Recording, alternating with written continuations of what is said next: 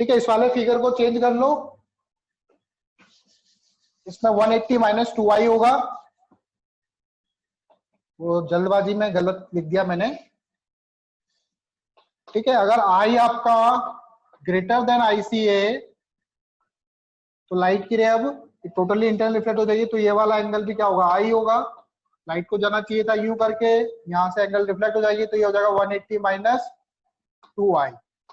ठीक है, 180 minus 2i हो जाएगा। यहां पर भी आप लोग सही कर लो इसको, ये वाला जो एंगल होगा ये 180 माइनस 2IC होगा, 180 माइनस 2IC। ठीक है, सही कर लो इसको।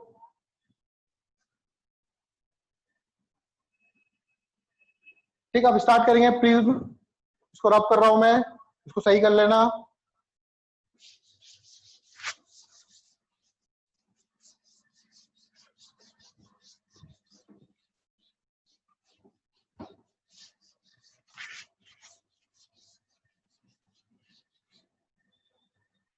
टॉपिक डालो प्रिज्म। प्रिज्म देखो कैसा होता है प्रिज्म, एक्चुअल में प्रिज्म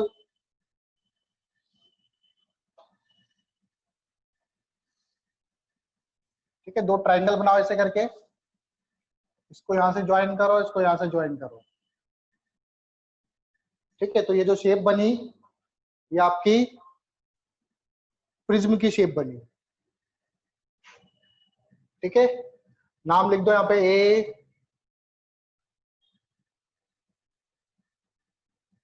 B C, पीछे वाले का नाम लिख दो E F D। जो ABC वाली सरफेस ये आगे की तरफ है और EFD वाली जो सरफेस है वो पीछे की तरफ है।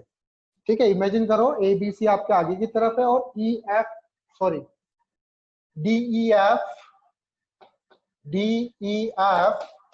ये पीछे वाली सरफेस है।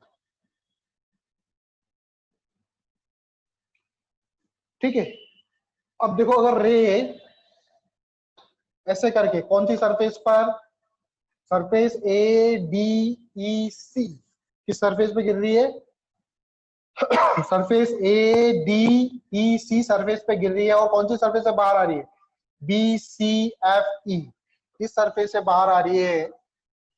ठीक है, तो हम बोलेंगे कि ये वर्क कर रहा है, एज अ प्रिज्म की तरह वर्क कर रहा है। लेकिन अगर सर जो रे है वो ABC सरफेस पे गिरे, सामने से गिरे, और पीछे वाली जो सरफेस है ट्रायंगुलर सरफेस DEF से बाहर निकलेगी, तो ये फिर प्रिज्म की तरह बिहेव नहीं करेगा, ये एज अ ग्लास स्लैब की तरह बिहेव करेगा, क्योंकि दोनों साइड जो सरफेस है वो पैरेलल है। ABC सरफेस और DEF सरफेस दोनों पैरेलल है, तो अगर ABC सरफेस पे गिर के अगर DEF सरफेस से निकलेगा तब ये प्रिज्म की तरह बिहेव नहीं करेगा। ठीक है, तो आप एक लाइन लिख सकते हो, इफ a ray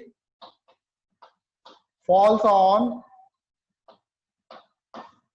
surface, कौन सी surface, ADFC, surface ADFC and emerge out, बाहर निकल रही है, emerge out from BCFE from surface BCFE, तब आप लगाओगे प्रिज्म का कॉन्सेप्ट। तो ये प्रिज्म कंसेप्ट पे बेस्ड होगा, प्रिज्म कंसेप्ट का यूज करोगे। ठीक है, लेकिन अगर ray, if ray falls on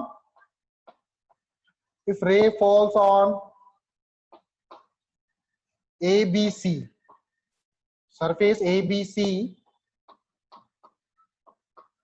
surface ABC पे फॉल कर रही है एंड बाहर निकल रही कहां से, and emerge out from DEF, तब आप यूज करोगे glass concept, glass slab concept. ठीक है, तो इस चीज का ध्यान रखना, जो ABC सरफेस है और जो DE सरफेस है वो दोनों पैरेलल है। अब देखो ये प्रिज्म को हमेशा हम इस तरह से 3D में नहीं बनाएंगे, प्रिज्म के लिए जनरली क्या करेंगे हम लोग, ट्रायंगल बनाएंगे इस तरह से। ठीक है, रे ऐसे करके जा रही है और ऐसे करके ये यहाँ पे क्या होगा, रिफ्लेक्शन होगा। मान लो यहाँ पे एंगल ऑफ इंसिडेंट कितना हो गया, आई। दिख रहा है आप लोगों को, यहाँ पे एंगल ऑफ इंसिडेंट आई हो गया। रे से रिफ्लेक्ट होगी, रिफ्रैक्ट हो गई यहाँ पे कितने एंगल पे, ये एंगल R1 ले लिया मैंने इधर, ये वाला एंगल R2, और रे से करके बाहर आ जाएगी। ये जो एंगल है इसको ए बोलते हैं। ए मतलब angle of prism, angle of prism, angle A मतलब एंगल ऑफ प्रिज्म। तो एंगल ऑफ प्रिज्म क्या होता है, angle of prism A, angle of prism जो होता है वो जिन दो सरफेस को पार करके जा रही है रे, उसके बीच में कितना एंगल बन रहा है। ठीक है, angle between the two surface, angle between the two surfaces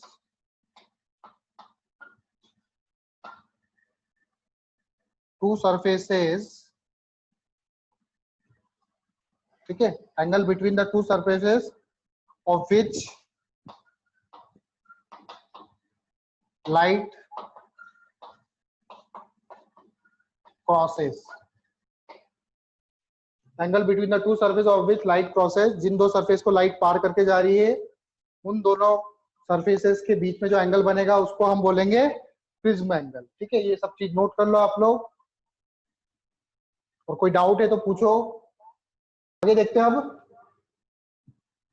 angle of prism. देखो अब वापस से एंगल ऑफ प्रिज्म को थोड़ा और समझते हैं हम लोग।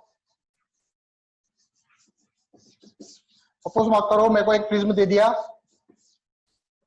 मुझे एक प्रिज्म दे रखा है, एक एंगल तो 90 है, एक 30 है, एक 60 है। ये 90, ये एंगल को ले लो 30, इस एंगल को ले लो 60 डिग्री। एक लाइट की रे क्या हो रही है, यहां से गिर रही है, ऐसे गिर रही है और ऐसे जा रही है। ठीक है, एक लाइट की रे इस वाली सरफेस पे जा रही है ऐसे करके, ऐसे गिर रही है, फिर ऐसे बाहर जा रही है। अब बताओ इस वाले प्रिज्म का एंगल ऑफ प्रिज्म कितना होगा। तो अगर मैं ये दोनों सरफेस लेता हूं, ये दोनों सरफेस लेता हूं, तो इस वाले का एंगल ऑफ प्रिज्म होगा 30 डिग्री। अगर मैं ये वाली दोनों सरफेस लेता हूं तो एंगल ऑफ प्रिज्म होगा 60 डिग्री। वो डिपेंड करता है आप कौन सी सरफेस ले रहे हो। तो किसी भी प्रिज्म का एंगल ऑफ प्रिज्म फिक्स नहीं है, वो डिपेंड करता है कि किस सरफेस पे आप लाइट डाल रहे हो, किस सरफेस से लाइट बाहर आ रही है। तो एंगल ऑफ प्रिज्म डिपेंड करता है कि किस सरफेस पे लाइट डाल रहे हो, किस सरफेस से बाहर आ रही है। बात समझ में आई? ठीक है, इसको चाहो तो बना सकते हो आप लोग। फिर आगे हम लोग देखो इसमें आगे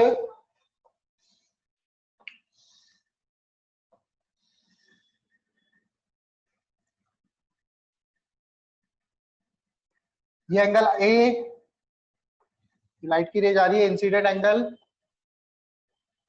ये नॉर्मल बना, इधर लाइट की रे इस तरह से बैंड हो गई। ठीक है, जाना चाहिए था इसको यूं करके, यहाँ पे नॉर्मल बनाया मैंने। ये एंगल आपका आई हो गया, ये एंगल आपका R1 हो गया, ये एंगल आपका R2 हो गया, और लाइट ऐसे जा रही है। ठीक है, अब ये जो सरफेस है और ये नॉर्मल है, तो ये रिमेनिंग एंगल क्या हो जाएगा, ये हो जाएगा 90 माइनस R1। अगेन ये नॉर्मल, ये सरफेस परपेंडिकुलर है, तो ये वाला एंगल क्या हो जाएगा 90 माइनस R2। अब इस वाले ट्राइंगल में देखो आप लोग, A plus 90 minus R1 plus 90 minus R2, triangle के तीनों एंगल का सम क्या होता है, A plus 90 minus R1 plus 90 minus R2 equal to आपका 180 होता है।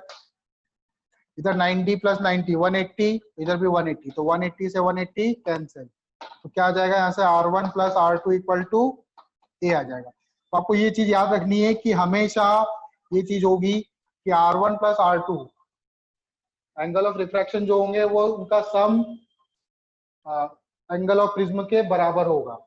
ठीक है, R1 प्लस R2 का सम हमेशा A के बराबर होगा, इस चीज को याद रखना है। दूसरी चीज क्या, दूसरी चीज आपको एंगल ऑफ डेविएशन निकालते हैं हम लोग। ठीक है बेटा, इसको नोट कर लो। दूसरी चीज हम निकालेंगे डेविएशन, डेल कितना होगा।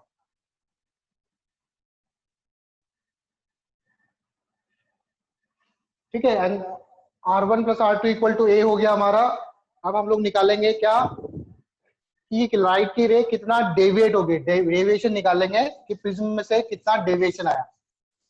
ठीक है, तो डेविएशन के बारे में पहले ही बता चुका हूं। डेविएशन क्या होता है कि लाइट को एक्चुअल में जाना किधर था और वो एक्चुअल में उसका पाथ किधर चला गया। देखो डेविएशन कैसे निकालेंगे हम लोग। लाइट रे ऐसे जा रही थी, इधर बनाया मैंने नॉर्मल, ये एंगल ऑफ इंसिडेंट आई, ये एंगल ऑफ रिफ्रैक्शन R1 हो गया, इधर भी बनाया मैंने नॉर्मल, इधर R2 हो गया, और लाइट फाइनली ऐसे जा रही है। ठीक है, ये E हो गया। इस E को क्या बोलते हैं, इमर्जेंट एंगल, और इस रे को क्या बोलते हैं, इमर्जेंट रे। ठीक है, तो डेविएशन देखो क्या होगा। डेविएशन एक्चुअल में ये, इसको आगे बढ़ाऊं मैं, रे ऐसे जा रही थी, लेकिन रे फाइनली कैसे चलेगी, इस तरफ चलेगी। तो ये वाला जो एंगल है ये आपका डेल होगा, डेविएशन। रे जा रही थी ऐसे, रे इतनी बैंड होगी, तो इतने एंगल से बैंड होगी ये, तो ये आपका डेविएशन कहलाएगा, डेल। अब देखो ये कैसे निकलेगा, देखो ये आई है, ठीक है, तो ये पूरा एंगल आई होगा, तो ये वाला जो एंगल होगा ये आई माइनस R1 होगा। ध्यान दो, ये एंगल कितना होगा, आई माइनस R1। सिमिलरली ये वाला एंगल क्या होगा, E minus R2। Vertically opposite angle होगा ना ये पूरा, तो E माइनस R2। ठीक है, E माइनस R2। तो डेविएशन डेल जो होगा वो इन दोनों का सम होगा, क्योंकि इस वाले ट्राइंगल में देखो अब ये एक्सटीरियर एंगल हो गया डेल, डेल इक्वल टू हो जाएगा I minus R1 plus E minus R2। तो डेल इक्वल टू हो जाएगा I plus E minus common ले लो R1 प्लस R2।